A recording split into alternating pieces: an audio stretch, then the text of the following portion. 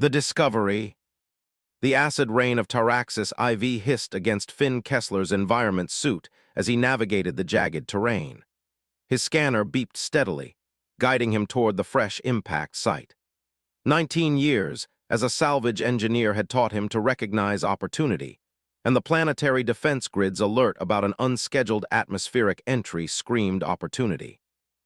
Coordinates match, Finn muttered to himself, adjusting the heavy equipment pack on his shoulders. Should be just beyond this ridge. The mining planet's harsh landscape made every step treacherous. Corporations had stripped Taraxis IV for decades, leaving behind a scarred wasteland of abandoned mining equipment and toxic runoff pools. Most people had left when the valuable minerals ran out, but scavengers like Finn remained, picking through the scraps. As he crested the ridge, Finn whistled low at the site below. The crashed vessel had carved a half-mile trench through the planet's surface, its hull still smoking despite the steady downpour. It wasn't a standard cargo vessel or passenger liner, this was something else entirely. The design seemed organic, almost like a massive cocoon. "Jackpot," Finn whispered, his heart pounding with excitement. Alien tech fetched premium prices on the black market, especially intact specimens. He'd been living on nutrient paste for months. This could be his ticket off this forsaken rock. The ship's hull bore evidence of weapons fire. Someone had shot it down deliberately. That gave Finn pause. Territorial disputes between salvagers sometimes turned violent, but targeting a ship of unknown origin. That was unusual even for the lawless frontier. Finn approached cautiously, his handheld scanner sweeping for radiation or biohazards. The readings came back clean, but something else registered. Life signs, faint but unmistakable. "Damn it," he muttered. Survivors complicated things. The salvager's code was flexible on many points, but not on the matter of abandoning the living. If someone was alive in there, his payday would have to wait. Finding an entry point proved challenging. The vessel had no obvious airlock or hatch. After circling twice, Finn discovered a fracture in the hull, just wide enough for him to squeeze through with his gear. Inside, the ship defied conventional design. No right angles, no clear separation between walls and floor. Everything flowed together in a continuous, iridescent surface that seemed to pulse with faint bioluminescence. The air was breathable but thick with an unfamiliar sweet scent. Finn followed his scanner deeper into the vessel. The life signs grew stronger as he navigated the twisting corridors. Finally, he emerged into what appeared to be the central chamber. He froze. Chained to the floor was the most magnificent and terrifying creature Finn had ever encountered. Nearly 15 feet long from snout to tail, it resembled the dragons of Earth mythology, but with crystalline scales that shifted colors like oil on water. Massive wings, partially folded and restrained with heavy shackles, twitched occasionally. Its breathing was labored, and dark fluid leaked from several wounds along its flank. Huddled beneath one of its wings were 3 smaller versions of itself. Offspring, clearly, each no larger than a house cat, their scales duller but still beautiful. Finn's first instinct was to back away slowly. This wasn't his problem. This wasn't even his species. But as he took that first step backward, the creature's eyes snapped open, revealing irises of molten gold that fixed on him with unmistakable intelligence. It didn't roar or thrash. It simply watched him, assessing. "Well, shit," Finn muttered, lowering his scanner. This wasn't a random crash. Someone had been transporting these creatures, as captives. The adult dragon's eyes never left him as he slowly approached. Up close, Finn could see the sophistication of the restraints, quantum locks and gravitational tethers, technology far beyond what most smugglers would use for simple cargo. "Who did this to you?" he asked, not expecting an answer. To his shock, the creature responded, not with words, but with a series of images that flashed through his mind. A massive ship, uniformed figures with elongated limbs, pain, darkness, fear for the young ones. Finn staggered back, his head throbbing. What the hell was that? The dragon's eyes remained fixed on him, unwavering. Telepathy, or something close to it. He'd heard rumors of psychic species, but had dismissed them as spacer tailies. "You're asking for help," Finn ventured. Another image flooded his mind, the chains falling away, open sky, freedom. Finn ran a hand through his sweat-dampened hair. Look, I'm just a salvager. I don't get involved in whatever this is. The smallest of the hatchlings crawled out from under its parent's wing, trembling but curious. It approached Finn on unsteady legs, its scales shifting from deep blue to a hesitant lavender. Stay back, Finn warned, though he made no move to retreat. The hatchling ignored him, continuing its wobbly approach until it bumped against his boot. It looked up at him with eyes that mirrored its parents', but filled with innocent trust rather than desperate calculation. Ah, hell, Finn groaned. That's fighting dirty. He knelt to examine the restraints more closely. The technology was advanced but not impenetrable. With his tools and some time, he could disable the locks. The real question was whether he should. Whatever these creatures were, they were clearly valuable and dangerous enough that someone had gone to extraordinary lengths to capture them. Freeing them might put a target on his back, assuming they didn't turn on him immediately after release. The adult dragon watched him with those unsettling golden eyes, as if reading his thoughts. Maybe it was. Another flash of images, planets with unfamiliar constellations, vast crystal formations, the hatchlings soaring through clouds. Home, Finn guessed. The dragon blinked once slowly. And if I help you, what then? You eat me as a snack. A different sensation filled his mind, not images this time, but a feeling. Gratitude, a debt acknowledged. The smallest hatchling had curled up against his boot, apparently having decided Finn was trustworthy, or perhaps just warm. Finn sighed heavily. I'm going to regret this. He opened his toolkit and selected a plasma cutter, specially modified for delicate work. The quantum locks would be trickier, requiring his decryption module, but he'd broken into enough abandoned mining facilities to have picked up a few tricks. As he approached the first restraint, the dragon tensed, muscles rippling beneath its iridescent scales. Easy, Finn murmured. This will either free you or blow us all to atoms, 50-50. He wasn't actually sure if the creature understood his words or just his intent, but it settled slightly, though its eyes never left his hands. The first lock fell away with surprising ease. The second proved more challenging, requiring 3 attempts before the encryption yielded. By the time Finn reached the gravitational tethers, rain had begun seeping through the hull breach, creating an eerie soundtrack of drips and hisses. Last one, Finn announced, wiping sweat from his brow. After this, we're even. You go your way, I go mine.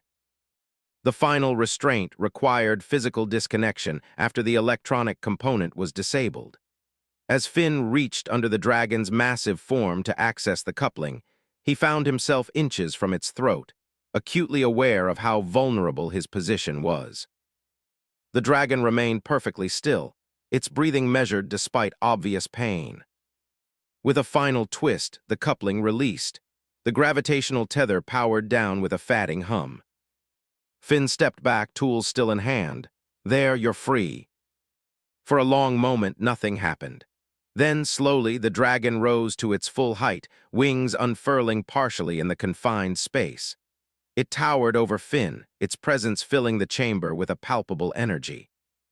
The hatchlings chirped excitedly, scrambling to their parents' side. Finn backed toward the exit. Right, good luck with whatever you're going to do now. The dragon lowered its massive head until its eyes were level with Finn's. A final image appeared in his mind. A mountain range he recognized as being 30 kilometers from his outpost, followed by a sense of urgency. You want me to take you there? Finn asked, incredulous. That wasn't part of the deal. The dragon's gaze intensified, and Finn received a clearer picture, uniformed figures scanning the crash site, weapons ready. They're coming back, he realized. The ones who captured you.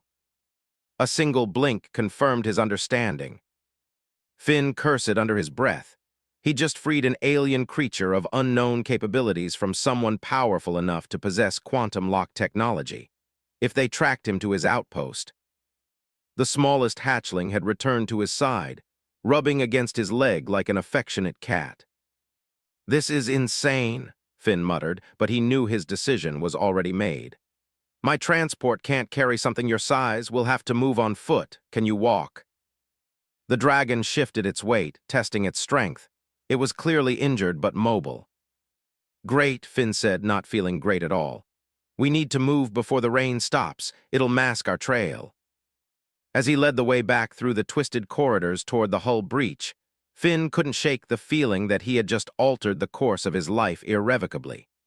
The dragon followed, its movements surprisingly graceful despite its injuries, the hatchlings scampering alongside. Just before they exited the vessel, Finn turned back.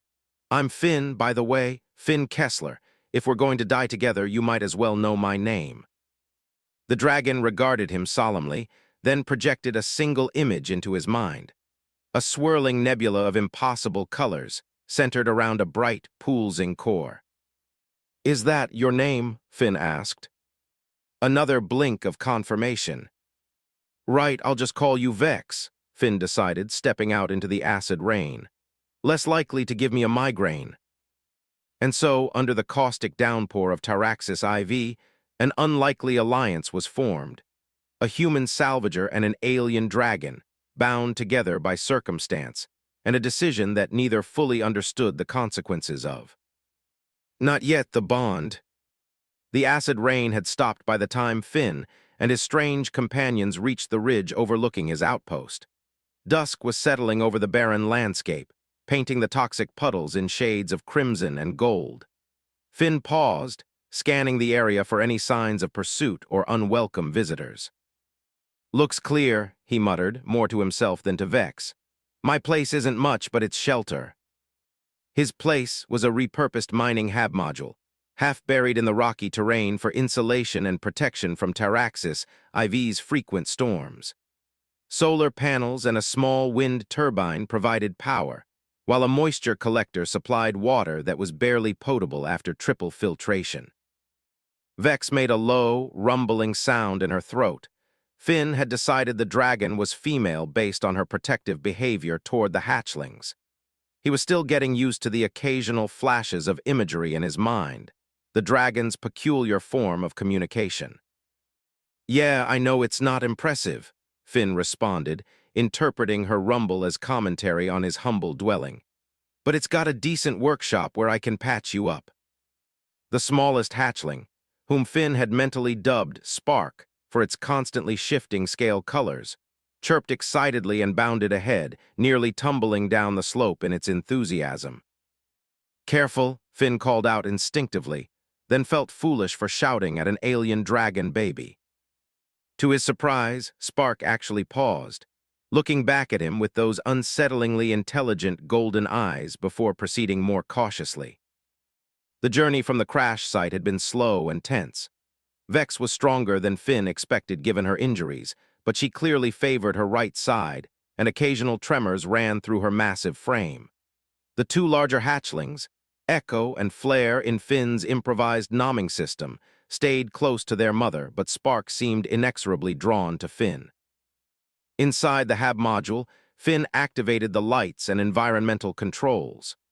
The space wasn't designed for a creature of Vex's size, but the main living area had been converted from a vehicle bay, offering enough headroom for her to stand if she kept her wings folded. Home sweet home, Finn announced, setting down his equipment pack. I'll get the med supplies. Vex circled the space cautiously, sniffing at the various salvaged tech and mechanical projects in different stages of completion. The hatchlings explored more boldly, chirping to each other as they investigated every corner. Don't touch anything that looks dangerous, Finn warned, then realized the absurdity of the statement. What did danger look like to a baby alien dragon?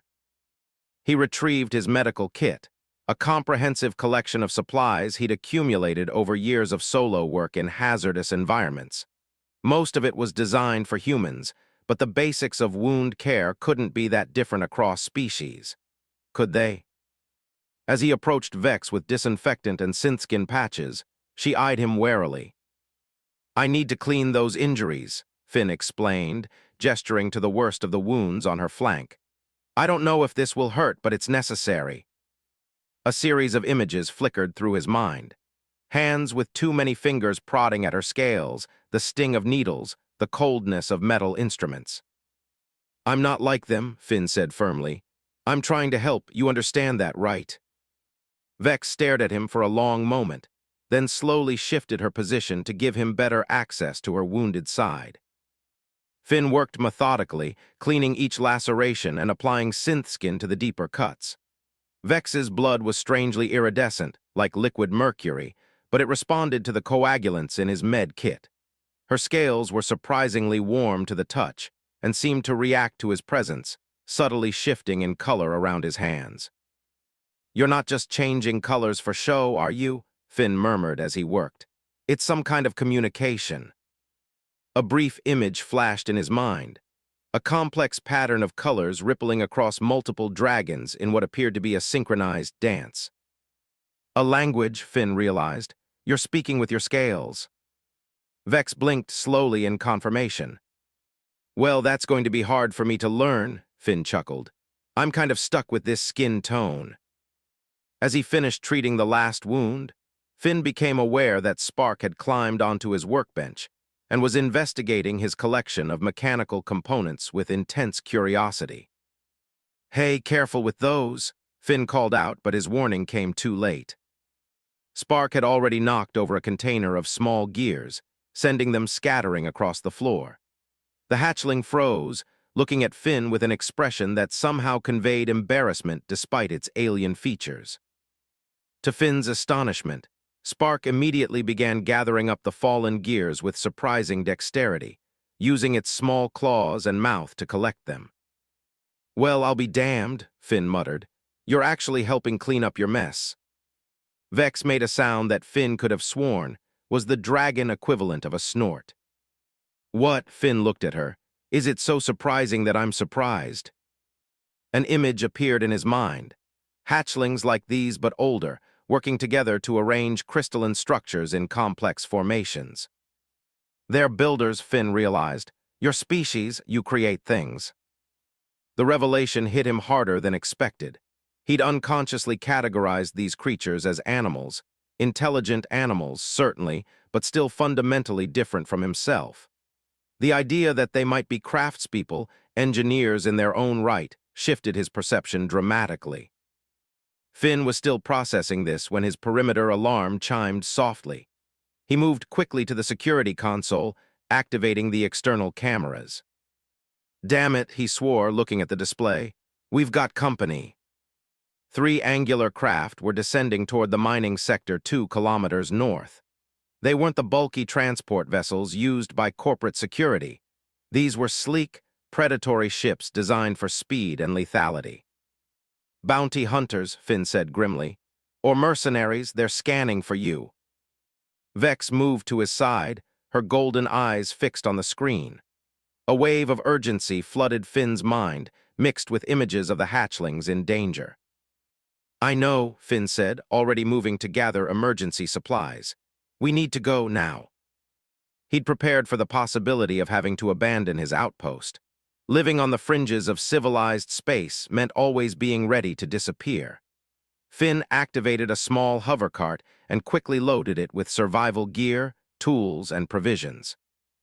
"There's a network of abandoned mining tunnels that runs beneath this whole sector," he explained to Vex as he worked. "We can use them to move undetected, but we'll need to hurry." Vex herded her hatchlings together, communicating with them through subtle changes in her scale patterns. They responded immediately, gathering close to her side, their earlier playfulness replaced by focused attention. Finn moved to a section of floor that appeared identical to the rest, pressing his palm against a hidden scanner. A seam appeared in the metal, revealing a narrow stairway leading down into darkness. "My insurance policy," Finn said with a grim smile. "After you." Vex hesitated only briefly before descending, her massive form navigating the stairs with surprising grace. The hatchlings followed, with Spark bringing up the rear, casting one last curious glance around the hab module. Finn grabbed a final item, a small device that would activate his outpost's self-destruct protocol after a 30-minute delay, erasing any evidence of their presence. He wasn't sure if it would fool their pursuers, but it might buy them some time. The tunnels below were cold and damp, illuminated only by the pale blue emergency lights that still functioned after years of abandonment. Their footsteps echoed hollowly as Finn led the way deeper into the labyrinth. The company mapped these tunnels, but I've found paths they never documented, Finn explained, his voice hushed despite the distance between them and their pursuers.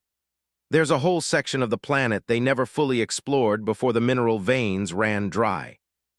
Vex moved alongside him, her scales now pulsing with a subtle bioluminescence that provided additional light in the gloom. The hatchlings stayed close, occasionally chirping softly to each other. After nearly an hour of navigating increasingly narrow passages, Finn called a halt in a larger chamber that appeared to have once been a storage depot. Rusted equipment littered the floor, and the skeletal remains of transport vehicles were pushed against one wall.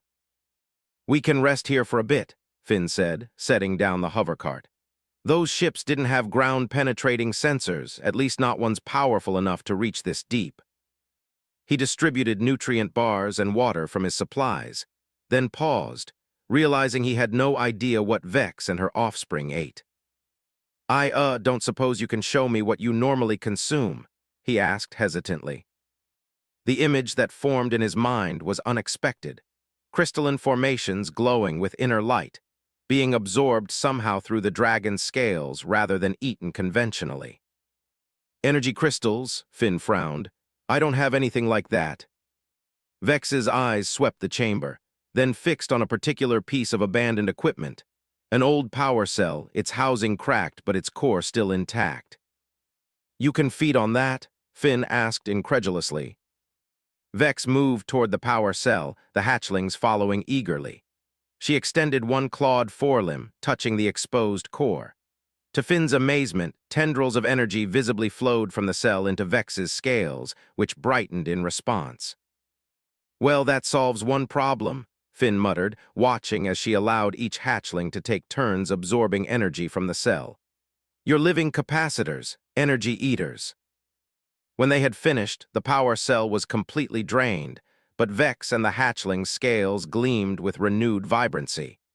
Even her movements seemed more fluid, the tremors less frequent.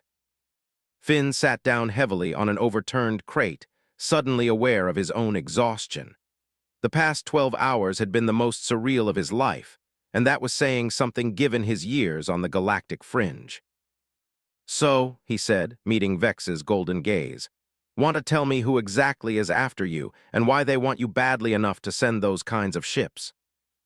The series of images that flowed into his mind was complex and disturbing. A vast trading network, species he'd never seen before, cages filled with creatures both familiar and utterly alien. Vex and her kind, prized above all others for their energy manipulation abilities, hunted to near extinction.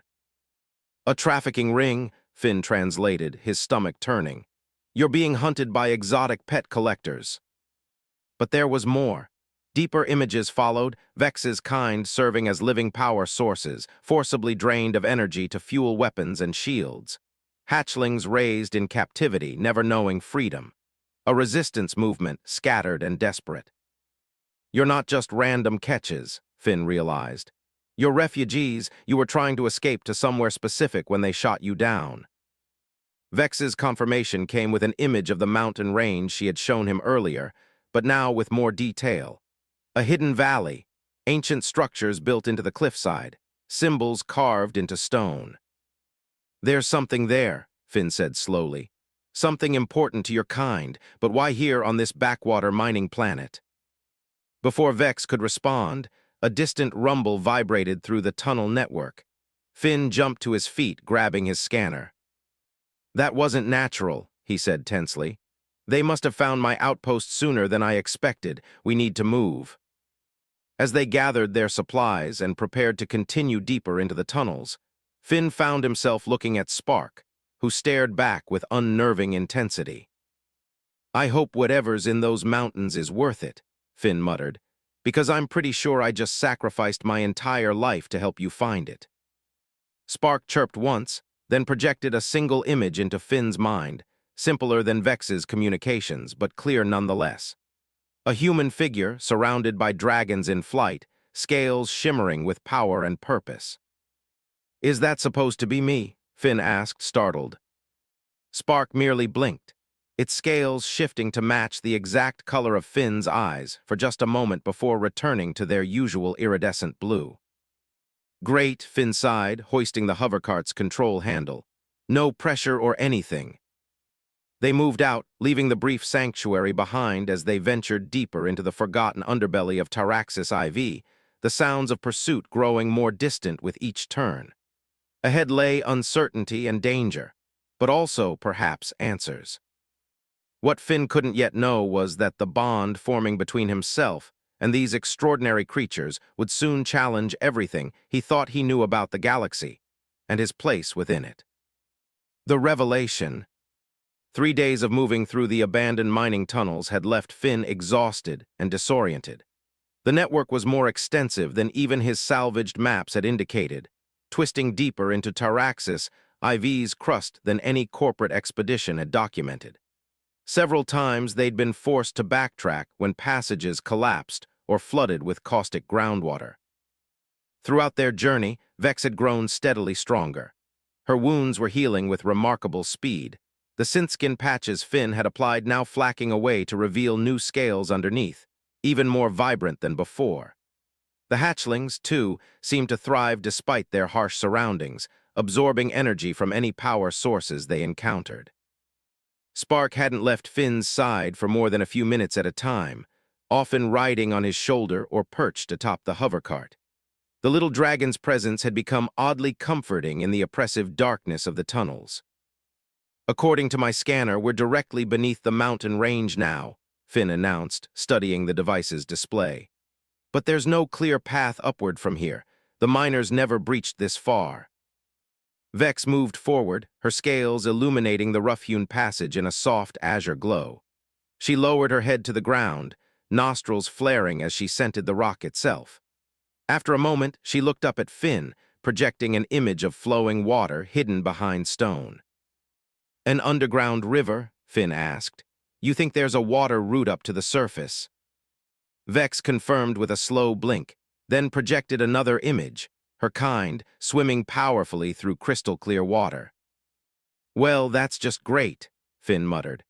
"I don't suppose you considered that humans aren't exactly built for underwater navigation. I've got limited oxygen supplies, and these tunnels could stretch for kilometers." A more detailed vision formed in his mind. Vex cutting through water with Finn secured to her back, the hatchlings swimming alongside. The image conveyed absolute certainty she would not let him drown.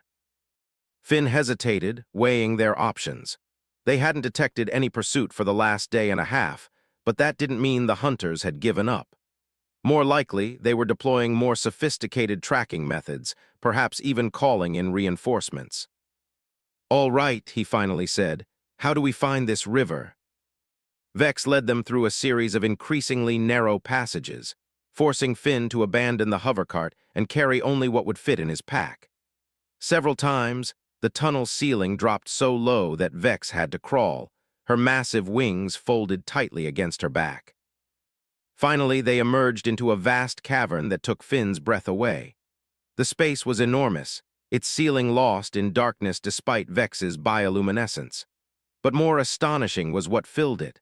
A subterranean lake of impossible proportions, its black waters perfectly still, reflecting their light like a mirror. "How is this even possible?" Finn whispered, his voice echoing across the expanse. "The company's geological surveys never showed anything like this." Vex approached the water's edge, the hatchlings crowding excitedly around her. She dipped one claw into the lake, sending ripples across the glassy surface.